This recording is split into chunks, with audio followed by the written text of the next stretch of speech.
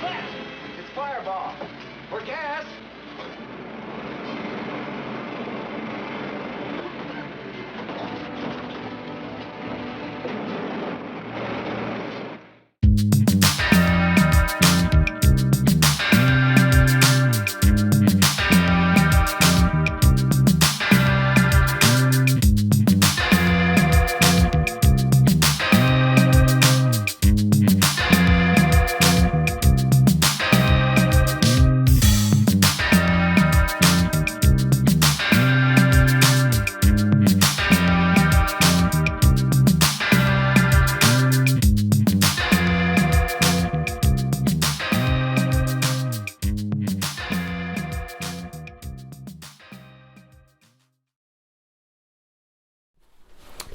Hey gang, Todd here, and as you can see, we have our superhero costumes and capes.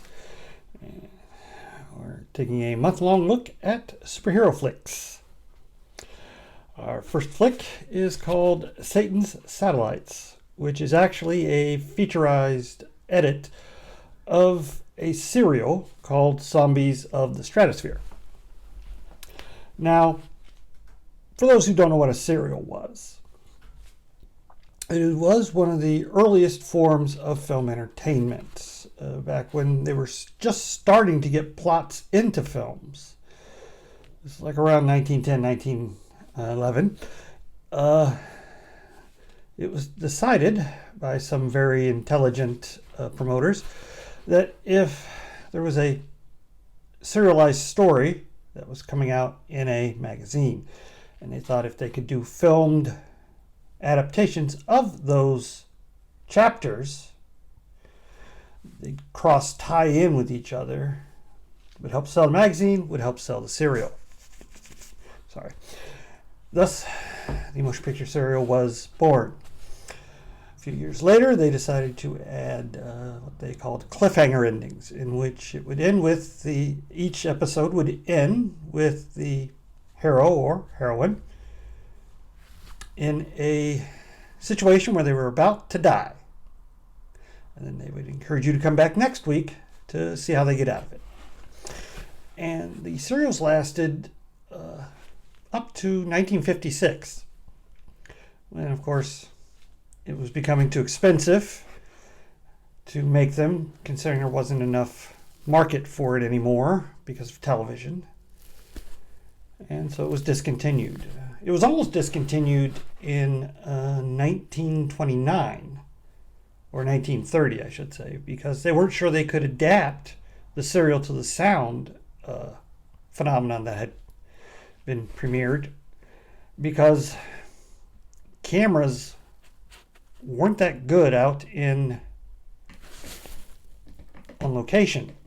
Sound cameras. Everything was new, it was heavy, bulky, and hard to maneuver, but they persevered, and we got some of the greatest serials ever made because of that, like Flash Gordon, which is a title I think most people know, as well as early adaptations of Superman, Batman. Well, he was called Captain Marvel then, but Shazam, as well as Zorro and the Lone Ranger. Oh, and the Green Hornet. Can't forget the Green Hornet. The original Zombies of the Stratosphere was a planned sequel for Radar Men from the Moon, which had introduced a character called Commando Cody. But because they were also planning a Commando Cody TV show, they decided instead to change the hero's name to Larry Martin. And this came out in 1952. And then the Commando Cody show came out in 1953. Although ironically, the 12 episodes they made also played in theaters as a serial, even though they were full, complete adventures each one. So it was more of a short. Then in 1958, with the sci-fi boom, the company called Republic, who made the best serials and B-westerns,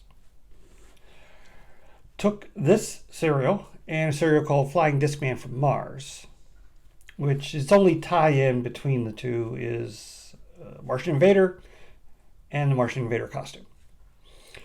and it was released in a double bill with the Flying Discman titled The Missile Monsters and Zombies of the Stratosphere entitled Satan's Satellites. Our serial opens with our hero Larry Martin, who is a defender of the planet Earth, part of an organization that protects planet Earth. And he is notified that there is a alien ship approaching Earth. So he straps on his his rocket pack and zips off to investigate. The ship lands, and would you look who's part of the crew? They picked you up on radar. The whole country's looking for you. That was to be expected. But if we transfer our cargo quickly, we can get away before they locate us. Help him with the boxes. Yep, Mr. Spock himself, Leonard Nimoy, playing an alien. And a good 15 years before Star Trek. 14 years, maybe. 66. Yeah, 14 years. Good casting. Although he doesn't get to do much. Well, Larry, rocket packing out, misses the ship that has unloaded and taken off, but he does notice that there was a truck. So he follows the truck, lands on it to plant a device when he is noticed.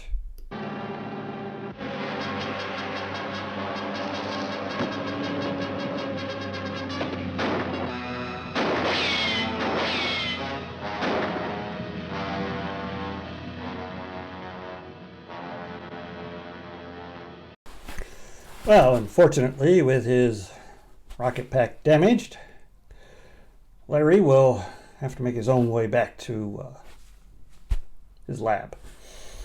Meanwhile, the aliens and their human henchmen, aka thugs, gangsters, criminal type, they're always hired by aliens to help them take over or destroy the world. You know, because they have no loyalty to us. Anyway, the main Martian, because they are from Mars,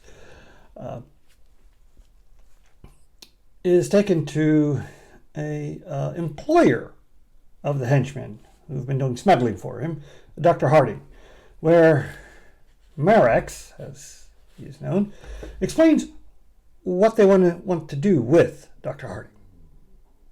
So my mission here is to plant an H-bomb explosion sufficiently strong to send Earth spinning out into space and leave room for my own planet. So the theory they're going with here is that if they blow Earth out of its orbit, they can then use another bomb to move their planet into our orbit, which would then allow them to have the same atmosphere and weather that we have. Because that's how science works in serials. Yeah, all it is an explanation for why they're there. It doesn't have to make sense. Any first year physics student, heck, any grade school kid would probably find this laughable. But it's a MacGuffin. It's just there to move the plot along. Harding is blackmailed into helping. Either he helps them and then goes to live on Mars, or they turn him into the authorities for his smuggling operations. And if he tells anyone, well, you're going to believe him and a bunch of Martians are coming down to blow up the Earth.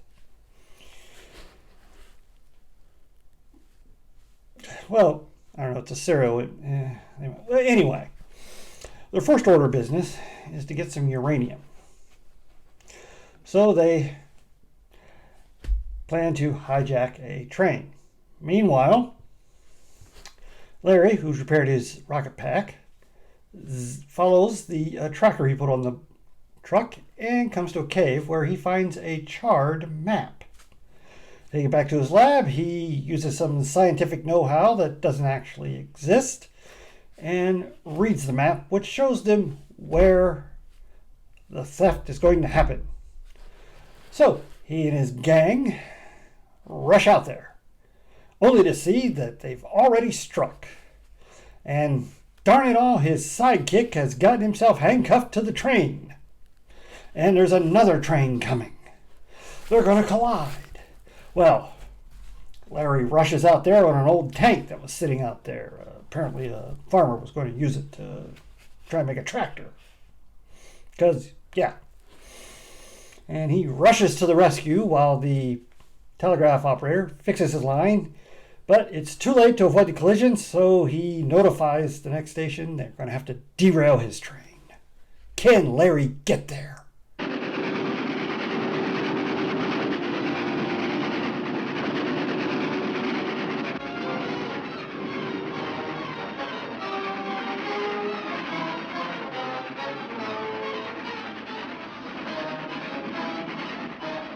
We better jump.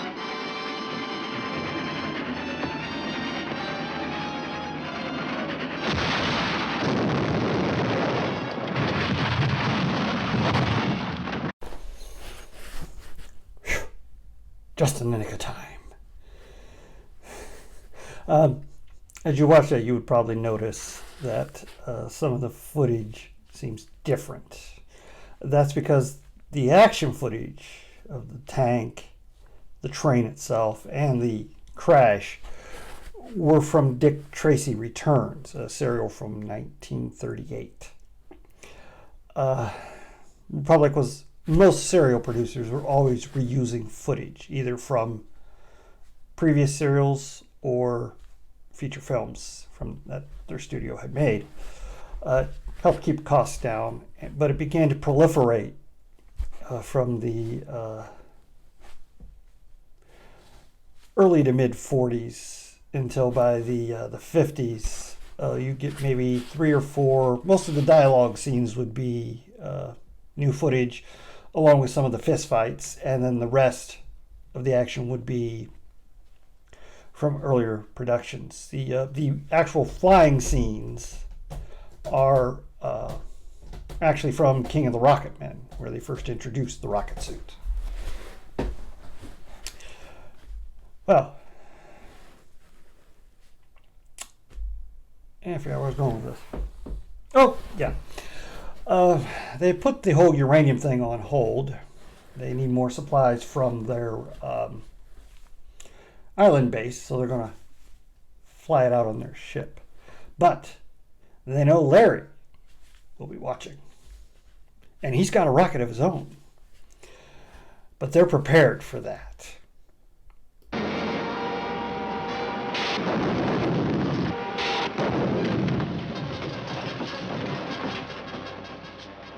We under control? Oh, just barely. Fuel pressure's dropping. Must have cracked a line. We can't keep up with him now, and we can't maneuver to get a shot at him. Let's head back to the field. Okay. Well, so far we're 1-1.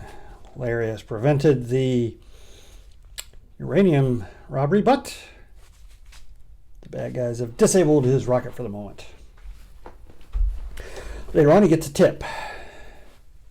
Apparently, some men have been wanting some strange equipment. And he and Larry and his sidekick Bob, they head out to see what these guys are wanting. They see them pick up the equipment, and they follow them to a metalworks where they make an amazing discovery.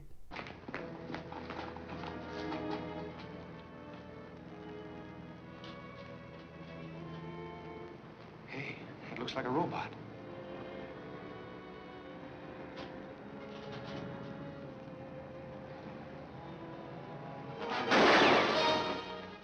Get the car started. I'll keep him busy.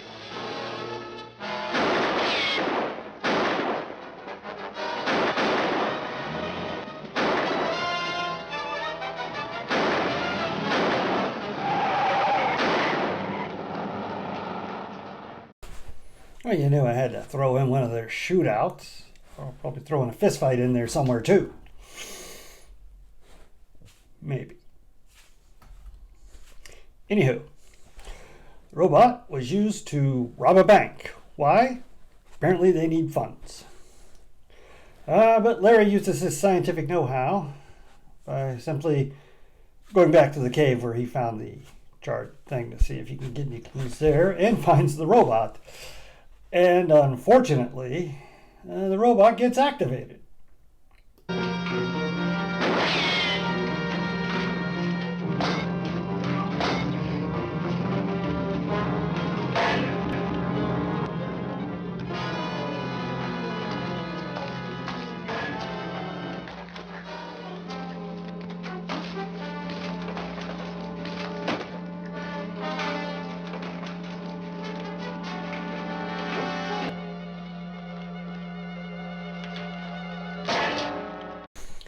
Well, with the robot out of the way, Larry decides to strip down, but this is the 1950s.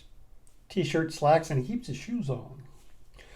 And goes into a water tunnel that's nearby, only to find somebody's waiting for him.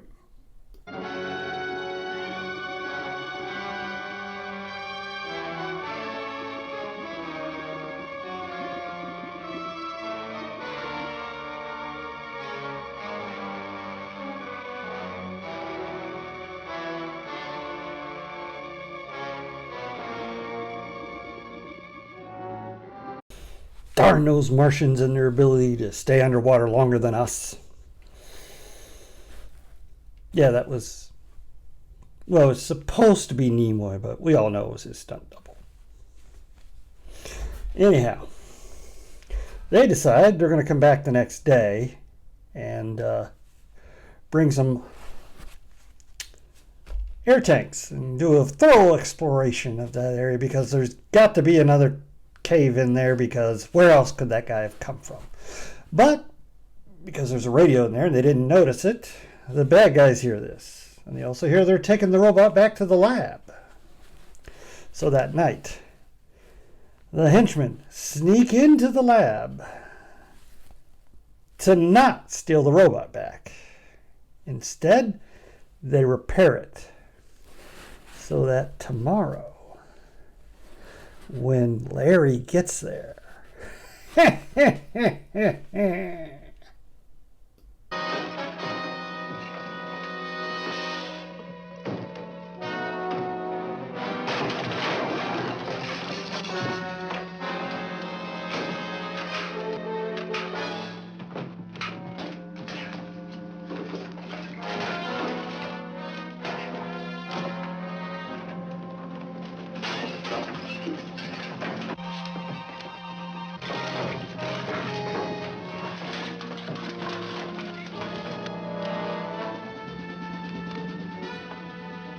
Throw the main switch.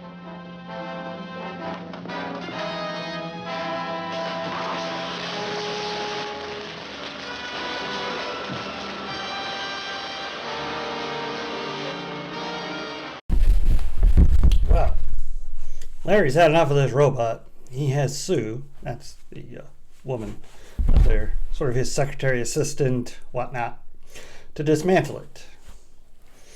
And that was probably her big action scene in the whole serial. Most of the time she either got knocked out or was put in peril and had to be rescued. But there she actually got to do something, so kudos. Meanwhile, Larry and Bob head back to the cave.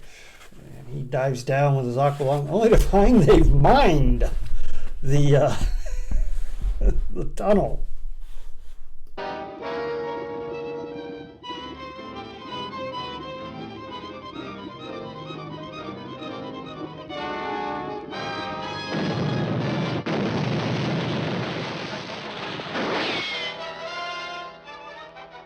Looks like that blast got Martin. Let's go. But of course, our hero survived because he's the hero. If it had been one of the bad guys, they'd have died. That's how that works. Anyway, after they once again get away, and Larry has to be revived, the bad guys finally managed to pull off a successful uranium heist. This is a stick-up. Pull over.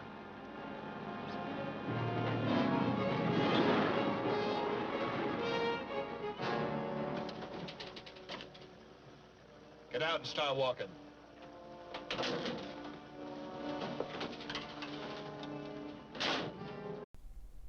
Why didn't they do that the first time? It seems like a better way of doing it. Anyhow,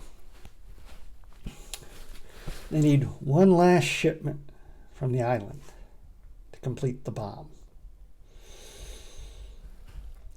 Well, Larry's going to be prepared. So this time, they have a gun on the ground that shoots a shell of poison gas that goes through the wall of Larry's rocket, and it looks like it's over for him.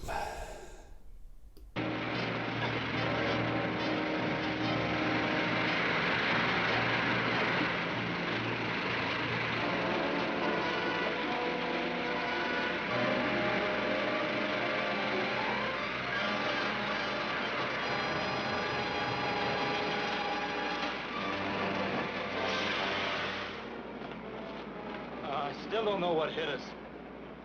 It was a gas shell. But we'll be all right if we keep these helmets on until it clears out. What was the fire extinguisher for? Better not to think too much about these films. They're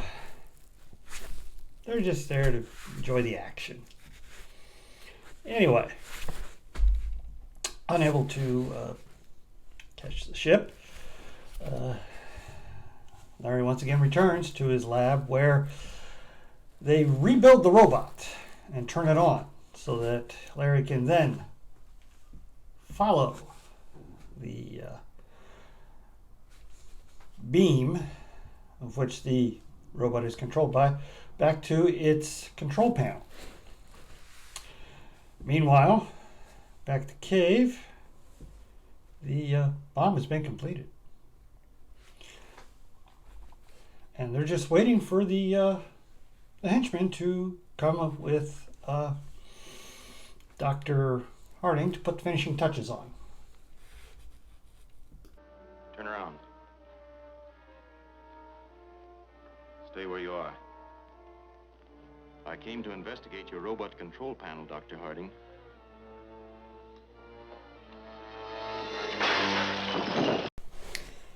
Well, that ticks Larry off when he comes to. So, after Bob shows up, get radioed him before he entered the house, Larry and Bob take the control panel and the robot to the cave where they keep having to go back to. And in the land of the cereal, while a villain's cold-bloodedness is to be despised, the hero's cold-bloodedness is something to be admired.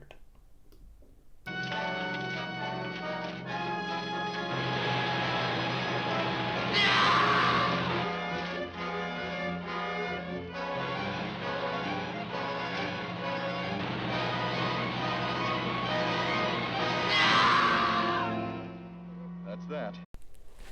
Wow. Just killed him and then said, that's that.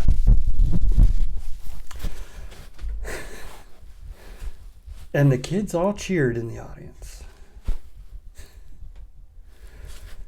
Well, it was the 50s. Now that that's taken care of, they plan to, once again, dive into the water tunnel. And again, cannot get through. So, they're going to call on reinforcements and wait them out. Of course, there is a radio there that goes back to that cave, because, you know, Martians aren't stupid. And, well, they're going to leave the bomb there. It's already ticking down. They got some gas bombs, so just use those to get to their car and make a getaway. Harding's not too thrilled with that idea, even though they say he can use a aqua lung and come with him. He wants to turn the bomb off, so they shoot him. No honor among Martians and humans, I guess. And they start their escape.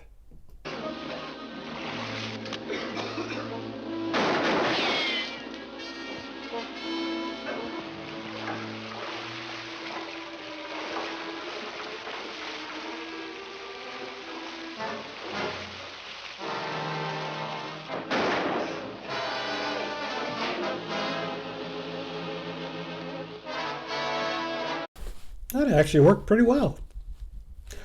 Once they're away, Larry knows that they're going to be heading for their ship because he didn't see it leave the last time it came down.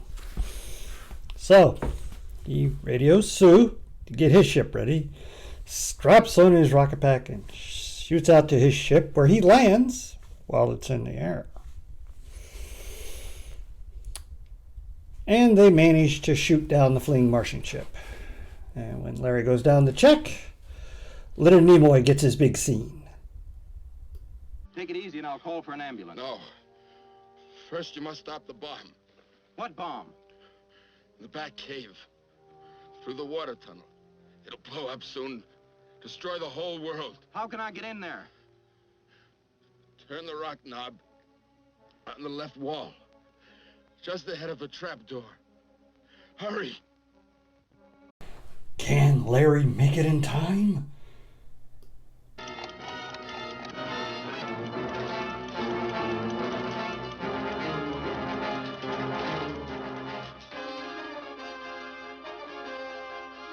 Whew. That was a close one. In the last few minutes, we get the heroes talking about the plan that the villains had, and Larry and his gang's determination to be ever vigilant to make sure they are not caught unawares next time.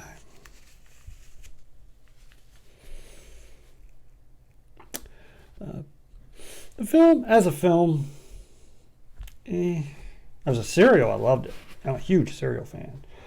But cutting what is essentially a 3-hour film down to 70 minutes is tough. Now, at this point in time, serials, especially the ones from Republic,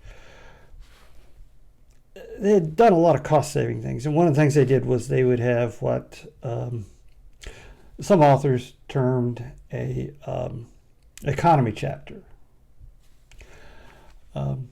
If you're a fan of like old 70s action shows, you've seen something like this, where the heroes, or sometimes in a serial the bad guys, will sit around and discuss past events. And then they'll cut to footage of what they're talking about. And here it would have been around chapter 10 or 11. Usually around 10. It was a cost-saving method. But it also made it easier, because that's a good 10 minutes you didn't have to worry about. And the older serials like this were easier to cut into feature films. Again, cost saving. When serials started, most usually would have like a 30-minute first chapter, and then the rest would be 20 minutes. But Republic, it started shaving off minutes so that you'd have like a 30-minute opening chapter, and then the following chapters would be about 17 minutes. Then it became a 25-minute opening chapter and a 15-minute chapters after that, until we hit this point where it's a 20-minute opening chapter and 13 minutes on the rest of the episodes. So it's a little easier. They did cut out a lot of stuff because a serial is rather repetitive. As you see from this feature version, they constantly kept going back to the cave. Well, in the serial, the full 3-hour serial, they also would return to several other areas. There was a dock where they had several cliffhangers at least 3 there. And one of the funnier moments is they have an episode where it's another failed smuggling attempt where they are using cattle drive to smuggle the uranium, and so they took footage from a Roy Rogers color feature and put it in black and white, and then just spliced in shots of the heroes. So this film could have been even more absurd. Anyway, it's a good action film. Doesn't strain the brain too much, and it's rather campy. So I'm surprised. Well, actually, no.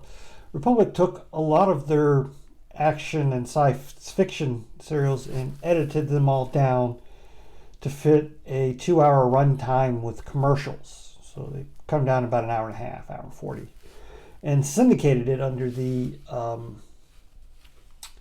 Highway 66 banner. And in the late 60s, because of the popularity of Batman. And a lot of them worked well there because they were seen as campy because they're old. And it was like a lot of their action serials. The Raiderman from the Moon was adapted, as was King of the Rocket Men. A lot of their jungle serials, like Perils of Nyoka and Panther Woman of the Congo. That one worked really well because they had incorporated a giant claw monster into the plot. So it was 50s, giant irradiated monsters were a thing, so it got added. And, you know, there's science fiction serials like Undersea Kingdom and Darkest Africa, which all dealt with ancient civilizations and things. But to get back to this one, a lot of good action in it, although because they cut the cliffhangers out, a lot of the action is kind of truncated, so that what would have taken several minutes now takes like one, where they just have the setup and the escape, but you don't have like that in-between stuff where it leads into the cliffhanger. You know, I mean, that was the editor's choice. I would have liked them to add a little more in it, because some of it is just, there's like a boat chase that is so truncated. They get in a boat, they chase each other, and then the hero jumps out and the boat goes over a waterfall. Whereas before, there was this chase, they exchanged gunfires, and they threw something and knocked him out. Then you had the cliffhanger, and then he wakes up and jumps out, but they cut all that out. So actually made it a little less exciting. But it works okay as a feature. And it's got a great cast, along with Leonard Nimoy, who at this point was a character actor. He did a lot of supporting roles in TV and in films. You might like, he popped up in The Brain Eaters, which I looked at last year, and TV shows like Sea Hunt, in which I believe he was a regular. Into the 60s, where he would appear in like Get Smart. Of course, he did Star Trek and then Mission Impossible. The other actors, like the star, Judd Holdren, he was a serial regular along with this one, although most of his other work was at Columbia. But along with this, he also played Commando Cody in the TV version, and he was in one of the weirdest things, where the TV show Captain Video was adapted over to a serial at Columbia, and he played Captain Video. The irony of that is, although the Columbia serial was like a dirt cheap serial, so really, really low budget, it still looked better than the TV version because that had even a lower budget. And he was also in The Lost Planet, which was sort of a Captain Video thing, although he didn't play. He played a reporter who gets trapped on another planet. Now, the heroine, Eileen Town, was a Republic regular. She made a lot of their westerns and many serials. She was in The Invisible Monster, Raider Man from the Moon, Trader Tom of the China Seas, and that's it. Yeah, I said The Invisible Monster. We also had as the main Martian Lane Bradford. He was the son of John Merton, who himself played a lot of villains in serials. And he was also in The Invisible Monster and Don Daredevil Rides Again, which was a Zorro knockoff. Republic had done a lot of Zorro serials, but then when they lost the rights to the name, they created a couple of their own Zorro-like characters and just used footage from previous ones. And of course, as the main henchman, we had John Crawford, another character actor. He's probably more familiar to people that watched TV in the 60s and 70s, as he appeared in both Batman, as did Lane Bradford, and he appeared in The Incredible Hulk. Bradford's TV work included The Lone Ranger, Bonanza, and the aforementioned Batman. So these were actors that were used to working quick schedules, didn't need to do retakes most of the time because, you get it one, you move on, because you're doing like 30, 40 setups a day because this thing's got to be out. This thing's got to be done in like 3 weeks. Although by this time it's probably down to 2 with all the footage they're adding. So they don't have time for retakes. And Bradford's pretty good. He gets that right amount of menace. And only in Republic do you have Western stars playing aliens. That was a typical thing. Because, the actors that appeared in their features also appeared in their serials, because it was a very small budget company. Beloved by kids of the 40s and 50s, and beloved by older people who caught them during the when they came out on video in the 80s and 90s. But all in all, really enjoyable flick. It's not pretentious or what? It's silly, but it's not intended to be anything but just a little actioner to kill some time with, and it's a lot of fun. Please like, share, and subscribe. And as always, stay after for the credits for my favorite scene.